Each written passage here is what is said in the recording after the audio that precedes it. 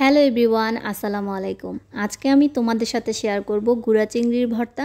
আর আমরা কিন্তু সকলেই চিংড়ির ভর্তা বানাতে পারি, কিন্তু এক একজন এক এক রকমভাবে ভর্তা তৈরি করে আর এক একজনের হাতের টেস্ট এক এক রকম হয়ে থাকে। আর আজকে আমি তোমাদের সাথে যেই ভর্তার রেসিপিটা শেয়ার করব, আশা করছি এই ভর্তাটা তোমাদের কাছে অনেক ভালো লাগবে।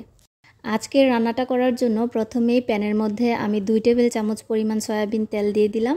আর এখন এর মধ্যে 3টা মাঝারি সাইজের পেঁয়াজ কুচি আর দিয়ে দিচ্ছি 2টা ছোট কোয়া রসুন। এবার এই পেঁয়াজ রসুনটাকে আমি কিছুক্ষণ ভেজে নিব, যতক্ষণ না এই পেঁয়াজ আর রসুনটা ভাজতে ভাজতে একটু নরম হয়ে যাচ্ছে। আর যখন পেঁয়াজ রসুনটা ভালো করে ভাজা হয়ে যাবে, তখনই এর মধ্যে আমি 1 কাপ পরিমাণ গুঁড়া চিংড়ি দিয়ে দিচ্ছি। আর এবার এর মধ্যে আমি দিয়ে দিচ্ছি কয়েকটা কাঁচামরিচ আর অল্প একটু লবণ।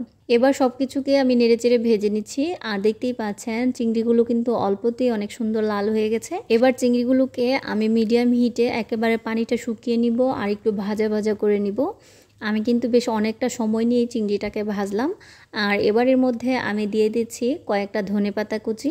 এবার আবারও আমি সব কিছুকে নেড়েচেড়ে কিছুক্ষণ ভেজে নিচ্ছি। অনেকক্ষণ ভাজার কারণে চিংড়ি থেকে কিন্তু সুন্দর একটা স্মেল বের হবে।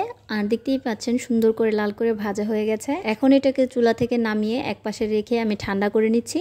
এবার প্যানটাকে পরিষ্কার করে এই প্যানের মধ্যে আমি কয়েকটা শুকনো মরিচকে ভালো করে তেলে ভেজে নিচ্ছি।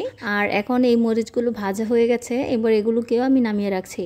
এবার একটা পাটার মধ্যে আমি প্রথমেই সিদ্ধ করা কাঁচা মরিচ আর কয়েকটা শুকনো মরিচকে অল্প একটু লবণ দিয়ে ভালো করে বেটে মিহি করে নিচ্ছি। আর মরিচগুলো বাটা হয়ে গেলে এর মধ্যে আমি সিদ্ধ করে রাখা চিংড়ি মাছগুলোকেও দিয়ে দিচ্ছি। আমি অল্প অল্প করে 2 থেকে 3 বারে চিংড়ি মাছগুলোকে বেটে নিয়েছি।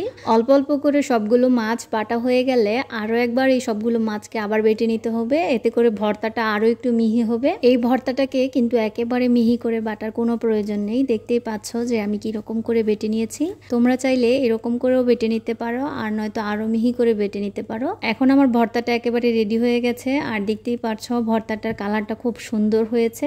আর তোমরা যদি আরেকটু বেশি ঝাল খেতে পছন্দ করো, তাহলে এর মধ্যে আর কয়েকটা মরিচ বাড়িয়ে দিতে পারো।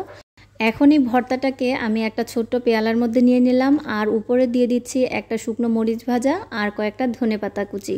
যারা যারা ভর্তা খেতে পছন্দ করো তারা অবশ্যই কমেন্টে জানাবে যে আজকের ভর্তার রেসিপিটা তোমাদের কাছে কেমন লেগেছে।